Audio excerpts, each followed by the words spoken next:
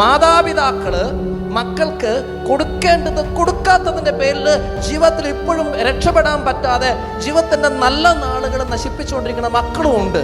മക്കളെ ചിലത് പഠിപ്പിക്കുക. ഞാൻ പറഞ്ഞോട്ടെ, അവൻ ചെയ്തില്ല, ഞാൻ പറഞ്ഞതല്ല അവൻ പഠിക്കാൻ പോയത്, ഞാൻ പറഞ്ഞ പെണ്ണിനെ അല്ല അവൻ കെട്ടിയത്, അതുകൊണ്ട് അവനില്ല.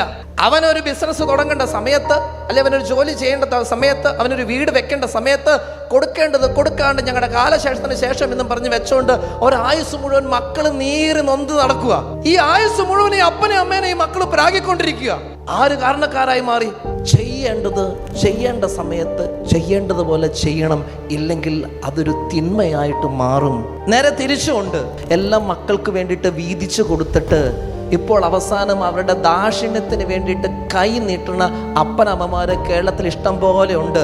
പ്രിയമുള്ളവരെ, ഈ ജീവിതത്തിൽ നിങ്ങൾക്ക് ചെയ്യാവുന്ന ഏറ്റവും വലിയ തിന്മയാട്ടോ നല്ല കാലത്ത് ലോൺ എടുക്കാനാ ഇതിനാന്നൊക്കെ പറഞ്ഞിട്ട്, അല്ലെങ്കിൽ അവസാനം വരെ നോക്കിക്കോളെന്നൊക്കെ പറഞ്ഞിട്ട് അപ്പനും അമ്മയും പാവങ്ങള്, സ്വന്തം കുഞ്ഞുങ്ങളല്ലേ, പെറ്റു വളർത്തിയതല്ലേ, ഇവിടെ വരെ കൊണ്ടുവന്നല്ലേ, ഒരു കുഴപ്പം ഉണ്ടാകില്ല എന്നെല്ലാം പറഞ്ഞ് എല്ലാം എഴുതി മേടിച്ചു കഴിഞ്ഞിട്ട് ആർക്കും വേണ്ടാത്തതായിട്ട് ഒരു വീടിൻ്റെ ഒരു മുറിക്കുള്ളില് ഒരു ഗസ്റ്റ് വീട്ടിൽ കയറി വന്നാൽ വീടിൻ്റെ മുറിക്കകത്ത് ഇരുന്നോളണം എന്ന് പറഞ്ഞ് വാതിലടച്ച് കുറ്റിയിട്ട് വീടിൻ്റെ അകത്ത് ഒതുക്കപ്പെടുന്ന മാതാപിതാക്കളുണ്ട്.